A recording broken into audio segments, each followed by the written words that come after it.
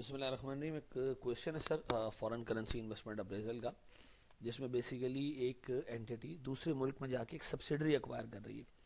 Subsidiary acquire करने का मतलब ये है कि सर हम उसकी 100% शेयर होल्डिंग एक्वायर कर लेंगे और हमें उसके लिए एक मैक्सिमम बिड करनी है, यानी बताओ यार कितने रुपए में हम वो सब्सिडी को एक्वायर करें। ठीक है, अब देखें, आप जब किसी भी एंटिटी को खरीदने जाते हैं तो मैक्सिमम प्राइस उसके लिए आप क्या पे करते हैं?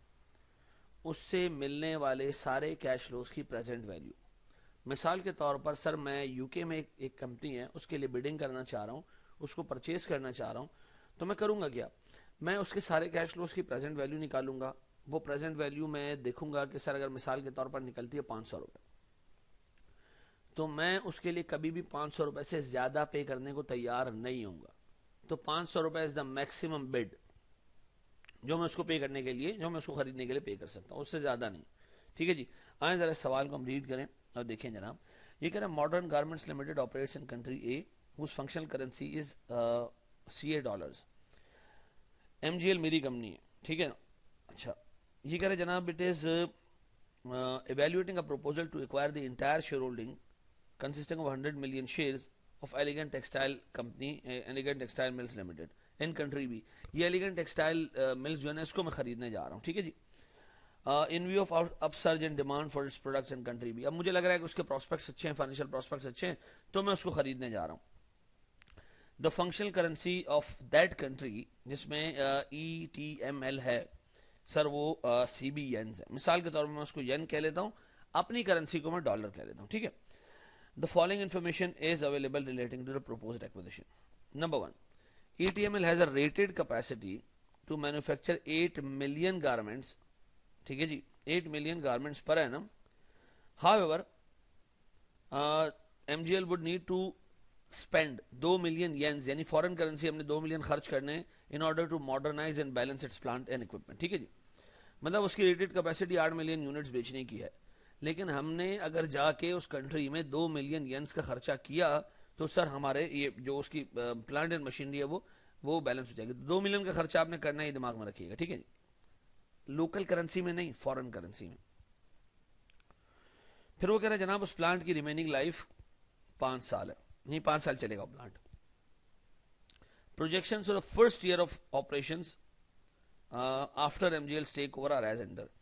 अगर मैं मतलब इसको टेक ओवर कर लेता हूं तो मेरे पहले साल इस एंटिटी से फॉरेन करेंसी में ये कैश फ्लोज जनरेट होंगे, सेल होगी, वेरिएबल कॉस्ट होगी, फिक्स कॉस्ट में डेप्रिसिएशन भी 18 मिलियन का, 12 मिलियन की जो है वो नॉर्मल फिक्स कॉस्ट है, प्रॉफिट होगा उसमें 20% का टैक्स है, और 276 मिलियन येंस का उस कंट्री में, उस मुल्क में, उस एंटिटी में प्रॉफिट जनरेट होगा। अच्छा जी, उसके बाद वो कह रहे हैं जनाब हमारे जो कंट्रीब्यूशन मार्जिन हैं वो 10% इंक्रीज होंगे और फिक्स कॉस्ट जो है वो कोई 5% से इंक्रीज होगी। ठीक है जी। अच्छा, मैं अगर एकदम नीचे जाऊं तो वो कह रहे हैं जनाब मैक्सिमम प्राइस बताएं इसकी एक्विजिशन की कितनी होगी। 5 साल प्लांट चलना है सर, तो मैं काम ये करता हूं सर, आस्ता आस्ता सवाल को सॉल्व करना शुरू करता हूं। ठीक है जी,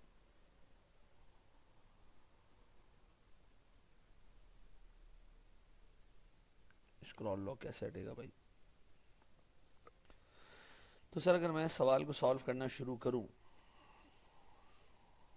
तो मेरे पास सर सबसे पहले 5 साल का डाटा लेना है सर मुझे। ईयर 0 1 2 3 4 5। ठीक है,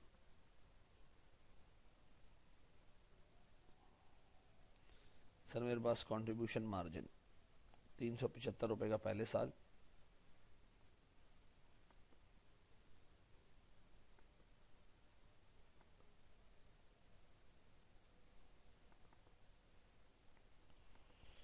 ठीक है। फिर मेरे पास सर ये 10% से इंक्रीज हो रहा है।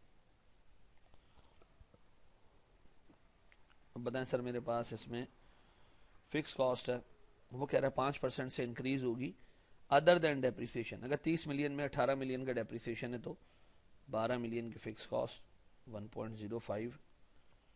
ठीक है जी, ये नेगेटिव का निशान आ रहा है इसके साथ, ये देख लीजिएगा, ब्रैकेट नहीं बन रहा है इसके अंदर यार, बड़ी कोशिश कर ली मैंने। सर डेप्रिसिएशन मेरे पास फिक्स्ड होगी 18 मिलियन की ओवर द पीरियड। ठीक है, अब इनको मैं नेट करता हूं तो मेरे पास प्रॉफिट आ जाएगा। ठीक है,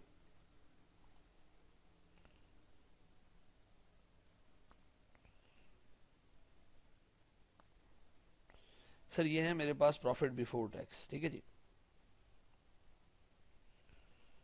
इस पे मैं लगा रहा हूं सर टैक्स 20% का tax.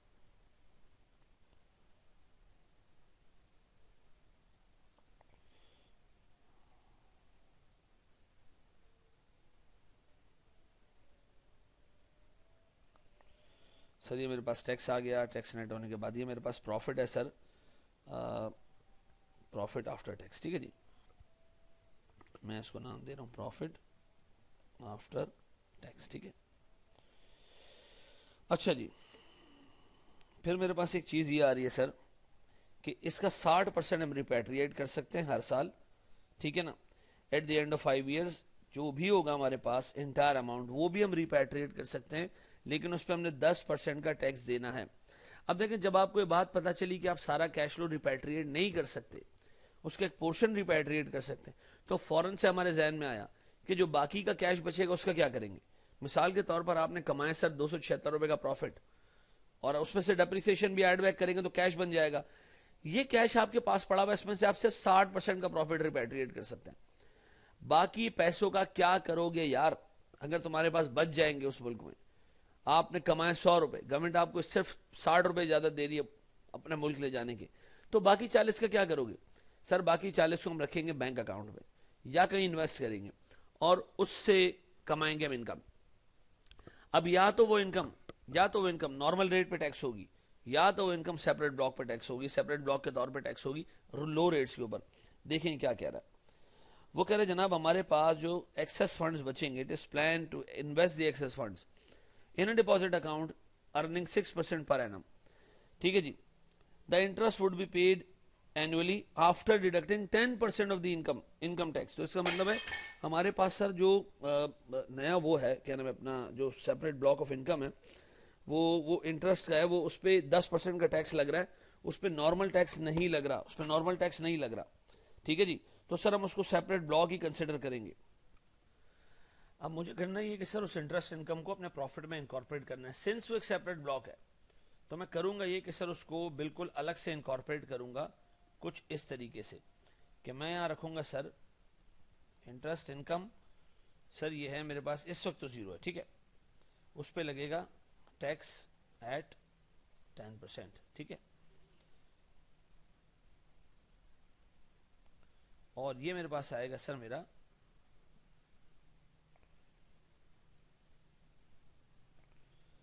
Eventual after tax profit, ठीक है जी।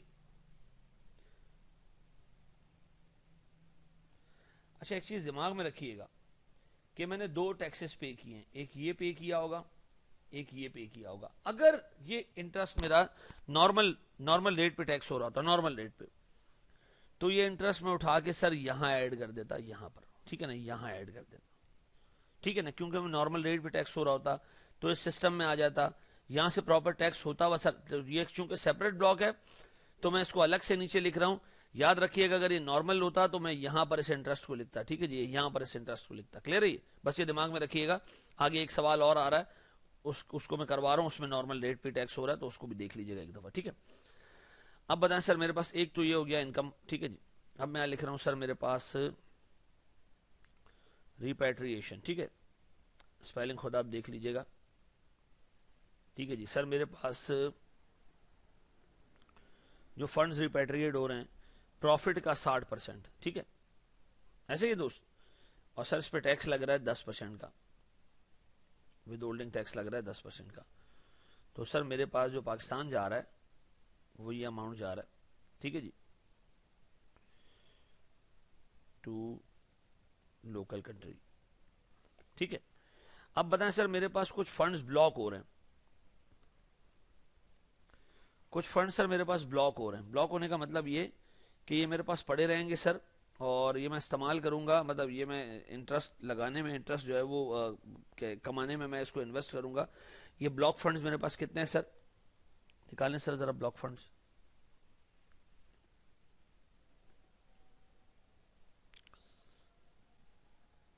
सर मेरे पास ओपनिंग फंड्स तो कुछ भी नहीं है। सर मेरे पास जो रिटेन प्रॉफिट है वो मैं ले रहा हूं सर, मेरे पास इसमें से ये प्रॉफिट मैंने पे ऑफ कर दी, ठीक है, ये रह गया। अच्छा सीधी सी बात है, प्रॉफिट है तो मैं इसमें डेप्रिसिएशन ऐड बैक कर रहा हूं, ठीक है ना, ताकि हम पहुंच जाएं कैश के ऊपर। अब देखिए ये पैसे मेरे पास बचे हैं पहले साल के एंड पे, ठीक है, ये पैसे मेरे पास बचे हैं पहले साल के एंड पे। अब चूंकि ये पहले साल के एंड पे बचे में ये इन्वेस्ट होंगे पहले साल के एंड पे, तो ये रिटर्न आपको दूसरे साल में जाके देंगे, ठीक है जी। मुझे बताएं सर इस पे इंटरेस्ट मुझे कब मिलेगा, पहले साल मिलेगा? नहीं सर, नेक्स्ट ईयर आके मिलेगा। कितना?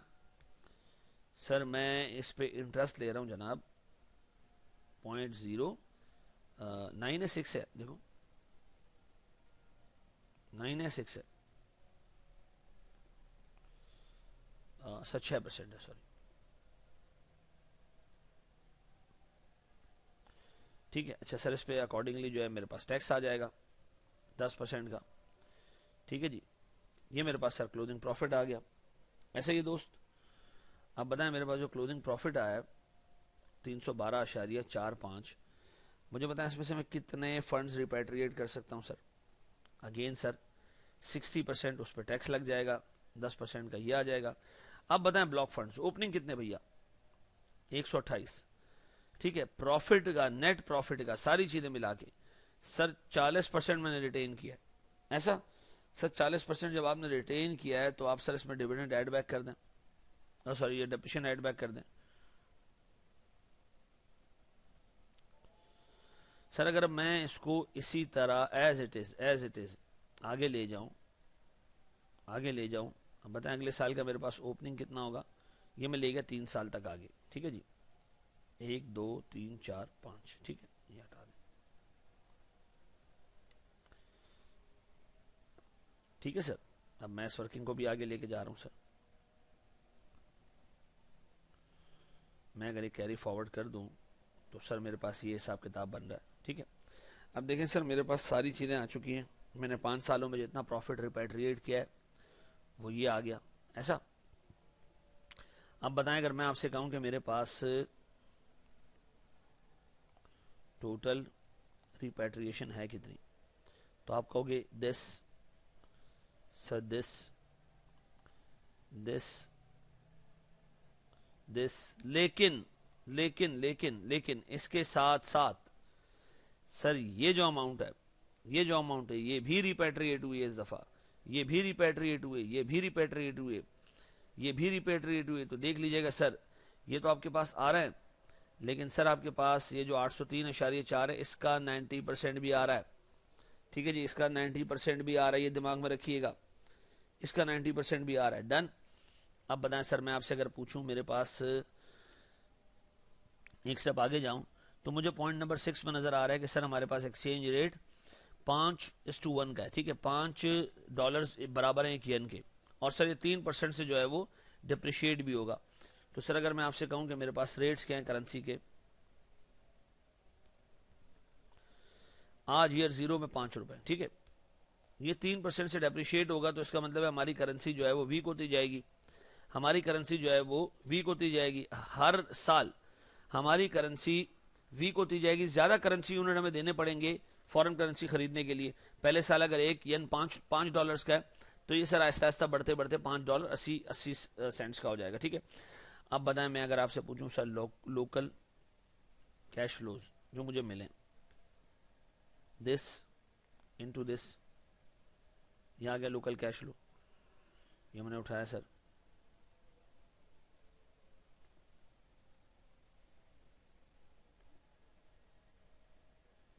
ओहो फिर स्क्रॉल लॉक आ गया।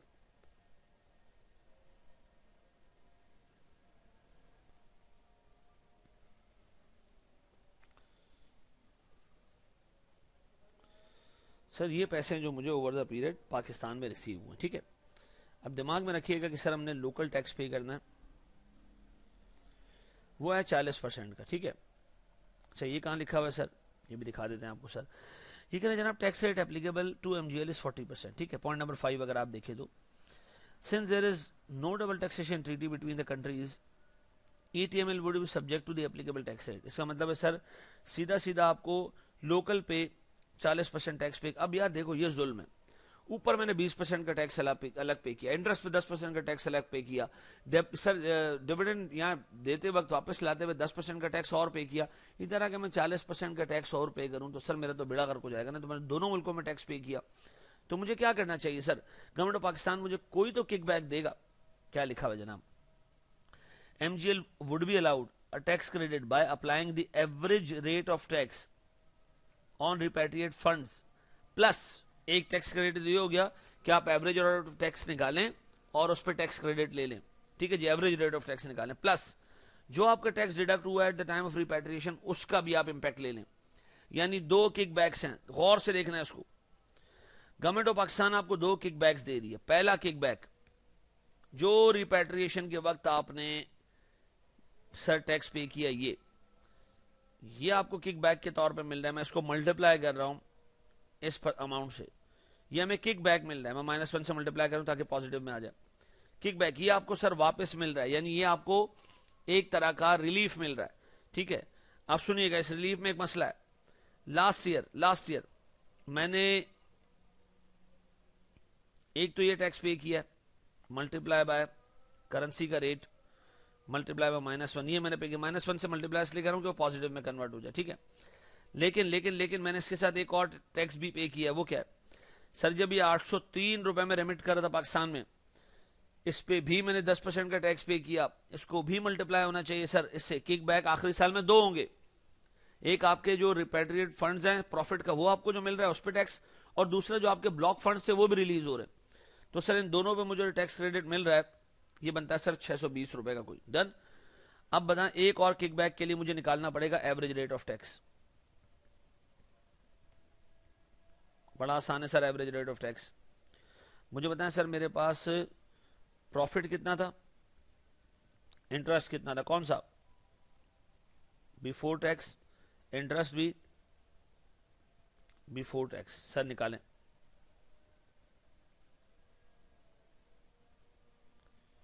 सर ये प्रॉफिट बिफोर टैक्स है प्लस इंटरेस्ट भी बिफोर टैक्स, दोनों को मैं ऐड करूं, दोनों को, profit before tax, interest before tax, ठीक है। अच्छा, ये काम मुझे इसलिए करना पड़ रहा है कि मेरे इंटरेस्ट का रेट अलग है टैक्स का, प्रॉफिट का रेट अलग है। अगर इंटरेस्ट नॉर्मल ब्लॉक होता तो मुझे काम नहीं करना पड़ता, डायरेक्ट में टैक्स रेट निकाल, डायरेक्ट टैक्स रेट जो होता सारी इनकम पे वही लगा होता, एवरेज टैक्स रेट मेरा वही होता 20%। अभी मुझे एवरेज टैक्स रेट निकालना पड़ेगा क्योंकि मेरी कुछ इनकम 10% पे टैक्स हुई है और कुछ 20% पे टैक्स हुई है। ये आ गया सर, ये मैं प्रॉफिट बिफोर टैक्स में profit plus interest before tax, ठीक है। अब बताएं sir, tax on profit plus interest. क्या आपने टैक्स पे किया भैया प्रॉफिट और इंटरेस्ट पे? सर मैंने ये टैक्स पे किया और मैंने ये टैक्स पे किया, ठीक है। अब बताएं average rate, weighted average rate, this divided by this sir 20%, 19 और अगर इसको एक्सपेंड करूं मैं तो ये टैक्स रेट मैंने पे किया। अब मुझे बताएं सर, ये मुझे किकबैक एक और मिलेगा।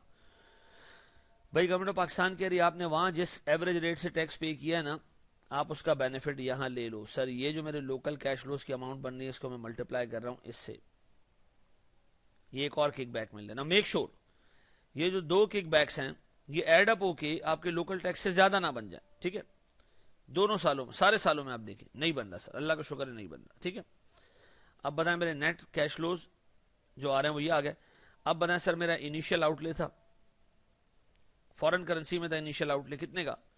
सर 2 मिलियन का एक आउटले था, मैं मल्टीप्लाई कर रहा हूं उसको 5 से, ठीक है जी। और वो कह रहा है सर हमें शुरू में वर्किंग कैपिटल भी चाहिए था, point number 7, additional working capital 10 million चाहिए था।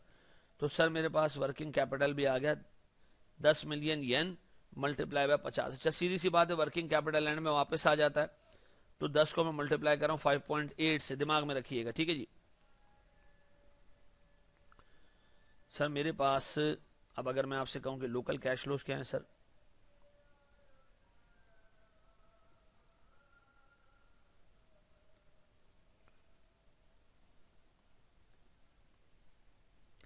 ये आ गए मेरे सारे लोकल कैश फ्लोज। अब मुझे इनकी क्या निकालनी है सर? Present value. मैंने इनकी एनपीवी निकालनी। किस रेट से सर? सर एनपीवी 25% से निकलेगी, नीचे रेट दिया हुआ sir, divided by 1.25 raise to the power all the way year 0। फिर सर मेरे पास इसी तरह ईयर 1 2 3 4 5। सर मेरे पास जो एनपीवी आती है वो आती है जनाब कोई 3626 पॉइंट। इससे ज्यादा पैसे मैं सब्सिडी को खरीदने के लिए नहीं दूंगा। देखिए इसमें दो तीन मोटी मोटी बातें थी जो आपको अपने जहन में रखनी थी। एक तो ये कि इंटरेस्ट एक सेपरेट ब्लॉक है, उसका ध्यान देख लीजिएगा, ठीक है। फिर दूसरा आपने ये देखा कि सर उस सेपरेट ब्लॉक को किस तरह प्रॉफिट में इनकॉर्पोरेट करना है, क्योंकि 2 रेट्स पे आप टैक्स पे कर रहे हो। तो सर अगर आपको किक बैक मिलेगा, इनकेस डबल टैक्सेशन ट्रीटी नहीं है, तो किक बैक आपको मिलेगा एवरेज रेट से, यानी जो आप टैक्स पे कर रहे हो गवर्नमेंट ऑफ पाकिस्तान आपको रिलीफ देगा कि हमने वहां भी टैक्स पे किया है, यहां भी टैक्स पे कर रहे हो, तो चलो जो वहां टैक्स पे किया उसको एवरेज रेट पे यहां रिलीफ ले लो, ठीक है। अगर डबल टैक्सेशन ट्रीटी होती है तो लोकल टैक्सेस कोई नहीं होते, जो आपने वहां पे कर दिए बस वो इनफ है, ठीक है, अनलेस के लोकल टैक्स ज्यादा बन रहा हो, ठीक है जी। Thank you very much.